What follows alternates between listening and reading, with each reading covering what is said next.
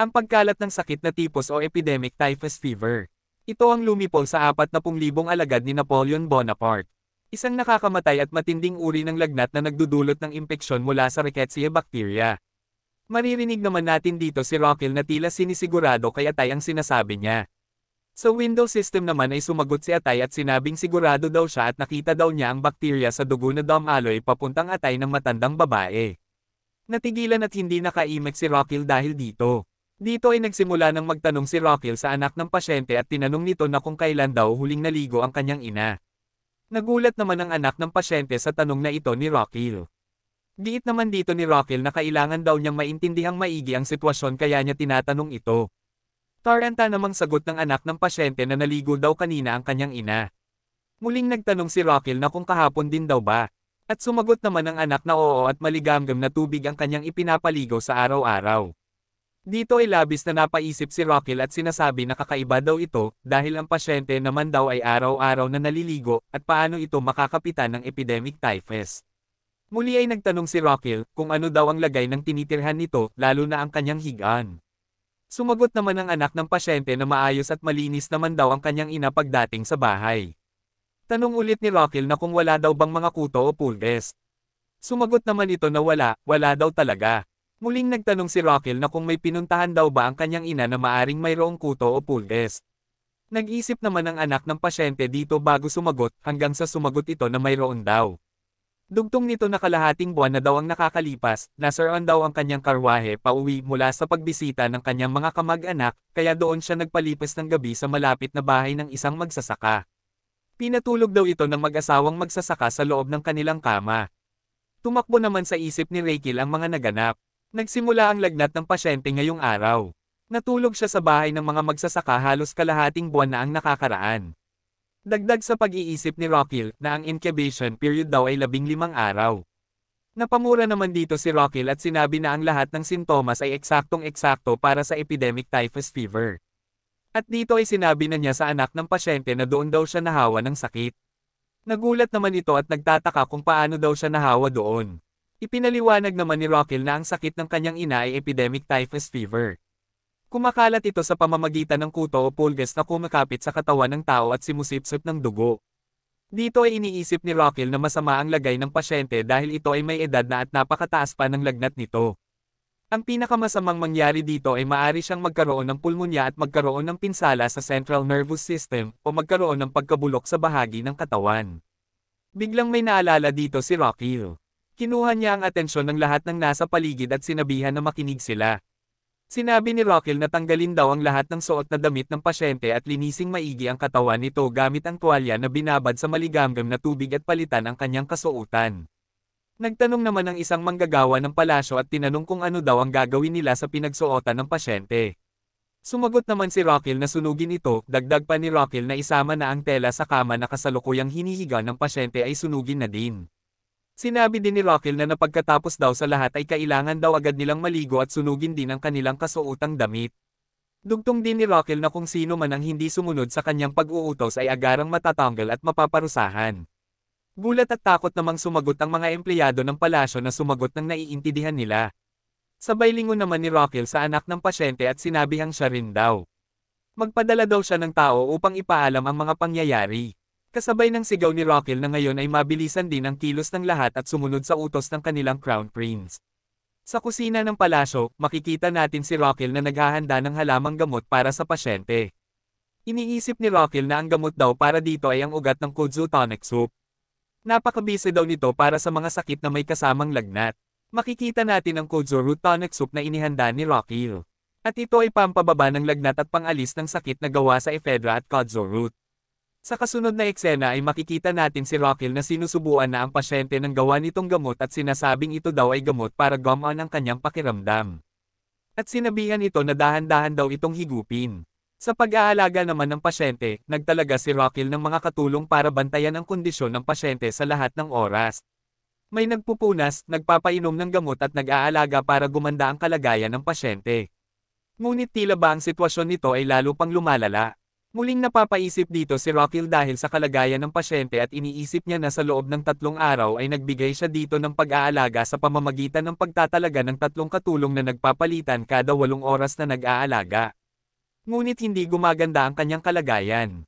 Ang kanyang kondisyon ay lalo pang lumalala dulot ng mataas na lagnat. At ang cold tonic soup ay hindi sapat sa ganitong sitwasyon. Dito ay ipinapaliwanag sa atin ang pagbalanse ng yin at yang ay talagang nawala na naging dahilan ng matinding pagkaubos ng kanyang yin energy. Dito ay iniisip ni Rockil na kailangan niya munang ibalik muna dito ang balanse ng buhay. At mula doon, ang kanyang katawan ay maari naman makinabang sa pag-inom ng Kozo Root Tonic Soup. Iniisip ni Rockil kung ano ang halamang gamot na mayroong taglay na malakas na yin energy. Dahil ito ang kanyang kailangan sa pagkakataong ito. Sa kabilang banda, sa loob ng kanyang katawan, makikita natin ang mga lamang loob ni Rockil na tila pinapanood siya nito at sinasabihan siyang mag-isip ng maigi. At tila naman dito ay narinig ni Rockil ang sinasabi ng kanyang mga lamang loob at sinabing, itong mga lokong ito ay walang silbi kung kailan kailangan. Hanggang sa may maisip na paraan si Rockil at nasabi na lang na may isang lugar kung saan nandoon ang lahat. Puno ng pag-asa naman nitong inutusan si Garden na ihanda ang karwahe para sa kanyang pag-alis. Ang Secret Palace Vault. Dito nakatago ang mga pambihirang kayamanan at mga mahiwagang kagamitan. Walang kasiguraduhan, ngunit may malaking tayensa na dito matatagpuan ang hinahanap niyang halamang gamot. Ngunit, ang Emperor lamang ang maaring makapasok at ang paghingi ng pahintulot ay talagang napakahirap. Ngunit si Rockil ang Crown Prince. Kailangan niya itong magawa. Kailangan niya ng tulong ng kanyang ama sa pagkakataong ito. Sa palasyo, makikita natin si Damian na nagbabantay sa labas ng pintuan. At sa loob naman ay makikita natin si Rockil na nakaluhod sa harapan ng hari at ng isa pa nitong kasama. Tinatanong dito ng hari na kung bakit kailangan niyang makipagkita sa kanya ng gantong alang-inang oras. Nabigla naman si Rockil at nasabi sa isip na napakalakas talagang manindek ng kanyang ama at ito ay gaya pa rin ng dati. Dito ay nagsimula na ding magsalita si Rockil at sinabi na ang dahilan daw ng kanyang pagbisita ay para pahintulutan siyang makapasok sa loob ng Secret Palace Vault ngayong gabi. Nagtaka naman ang hari sa sagot ni Rockil at tinanong na kung bakit daw niya kailangang makapasok dito. Nanatiling nakayuko dito si Rockil at nagsalita. Sinabi niya sa kanyang amang hari na marahil ay narinig na niya ang pagtayo ng traditional medicine clinic sa Side Palace. Marami ang nagpupunta dito at kanya naman daw itong pinapagaling. Ngunit nakaraang 3 araw, mayroong bumisita na galing sa maharlikang pamilya ang dumating upang magpagamot. Sumagot naman ang hari at tinanong kung ano daw ang kinalaman nito sa vault. Sumagot naman si Rockil na maari daw na ang kailangan niyang bagay upang magamot ito ay nandoon. Muli at sumagot ang hari at sinabing hindi daw siya naniniwalang nagsasabi ito ng totoo. Dagdag pa ng hari, tinanong niya dito si Rockil at sinabing, hindi daw ba niya ginagamit ang inosenteng pasyente bilang dahilan lamang upang makapasok ka sa loob ng vault para sa sariling kapakanan. Sa loob-loob naman ng hari ay ang pakikipagkita muna sa kanya, ito ay kanyang hinangaan dahil sa kanyang pagbabago. Ngunit sa isip-isip naman ni Rockil ay tila nawawalan na ng pag-asa. Iniisip niya na ang hari daw na ito ay malinaw na nasisiyahan sa kanyang ginagawa na tila ba gustong-gusto niyang ginagawang komplikado ang mga bagay-bagay. At iniisip din niya na nasa middle age na din naman siya na nakaranas ng mga pag-angat at pagbagsak sa buhay. Ngunit ang pagpapapayag sa sariling ama ay talagang napakahirap. Dito ay nagawa ng sumigaw ni Rockil at sinabing wala na daw oras para sa mga bagay na ito. Dugtong pa ni Rockil na hanggang sa ngayon daw ang pasyente ay nasa bingit ng kanyang kamatayan. Giit naman ng hari dito na kung paano niya masasabi na wasto ang kanyang pagsusuri.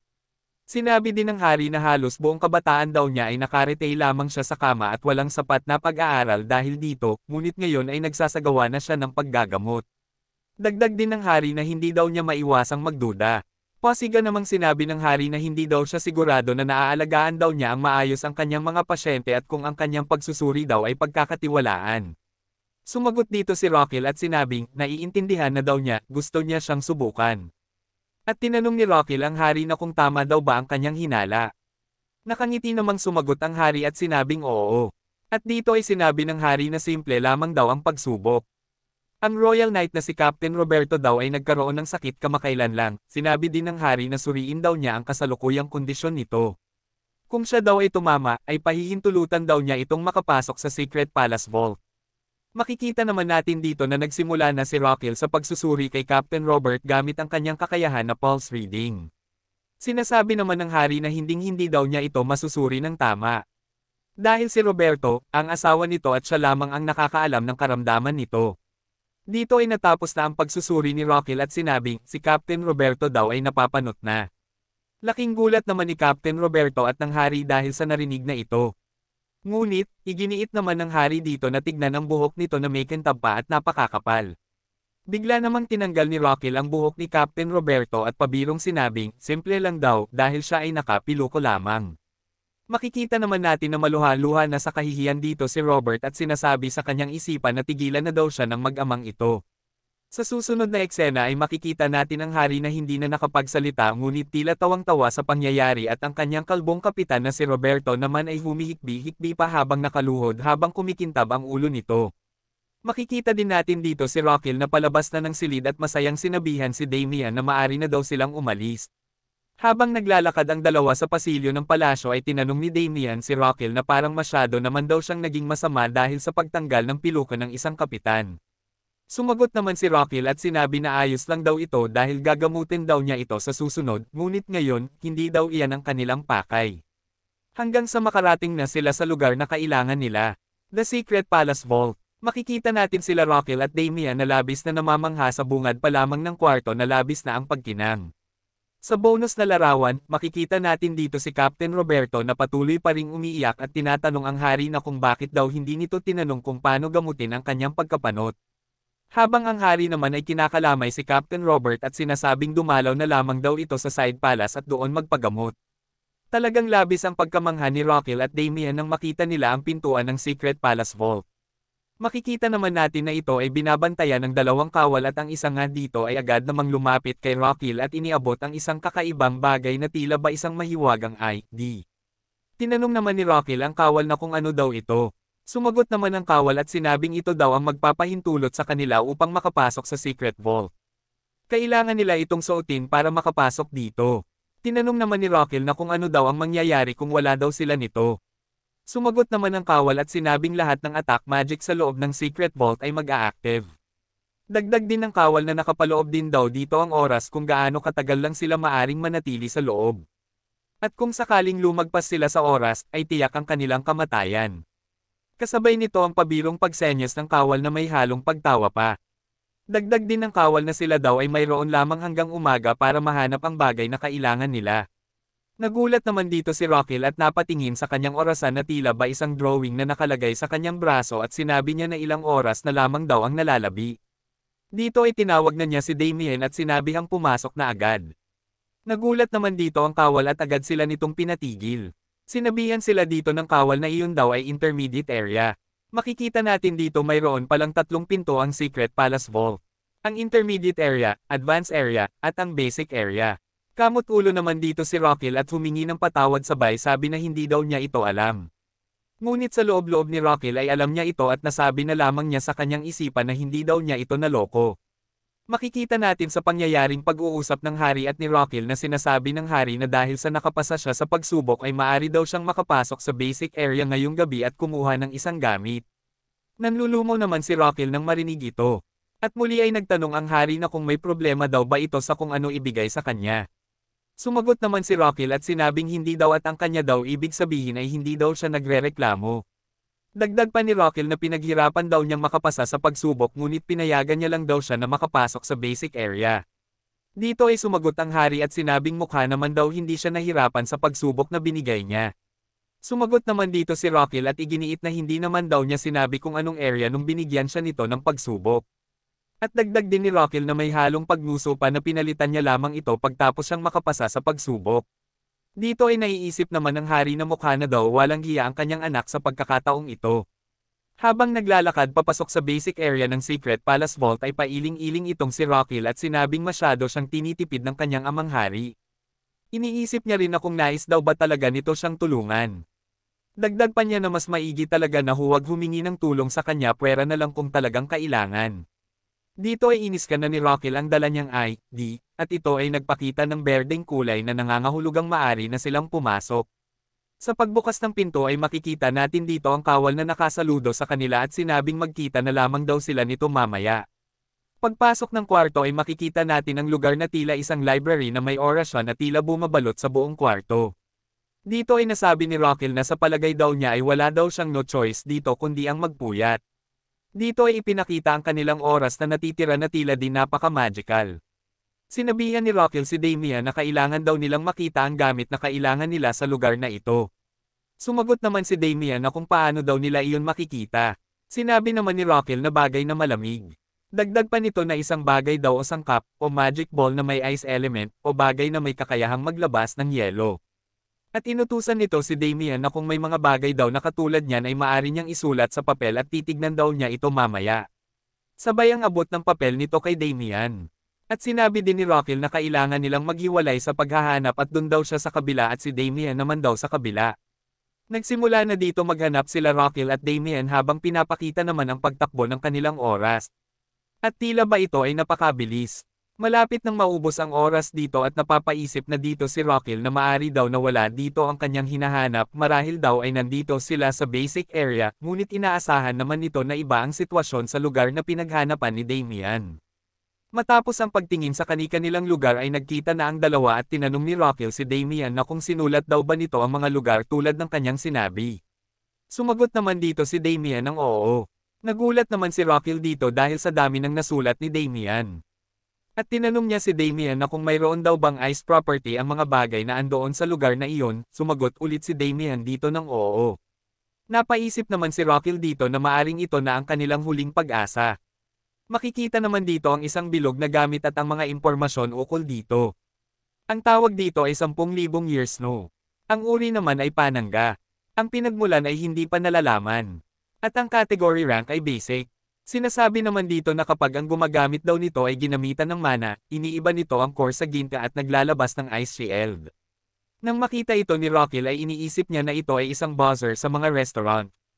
Kadugtong pa sa mga impormasyon nito ay sinasabing babaguhin daw ng bahaging iyon ang mana at maglalabas ito ng isang ice shield. Ang ice shield ay masisira kapag ito ay nakatanggap ng napakalaking pinsala. At ang piraso na nahulog galing dito kapag ito ay napinsala ay mula sa pure mana, ito ay mawawala rin ng kusa sa paglipas ng panahon pero pakiusap lang, huwag daw itong basta-basta hawakan o gamitin. Nang subukan itong hawakan ni Rockil ay nagulat siya dahil ito ay napakalamig. Iniisip niya ang ice shield daw ay lalabas kapang ito ay ginamitan ng mana, habang ito ay kanyang hawak sa kamay at ipinapakita ang pagdaloy ng mana sa kanyang buong katawan. Habang kanya itong tinatitigan ay may bigla na namang kalokohan na pumasok sa kanyang isipan at sinabing, ito talaga ang buzzer na nakukuha sa mga restaurant pagka-order. At pakiramdam daw niya ay kailangan na niyang kunin ang kanyang in-order ngayon. Ngunit sa pagseseryoso ay naintindihan na ito ni Rockil.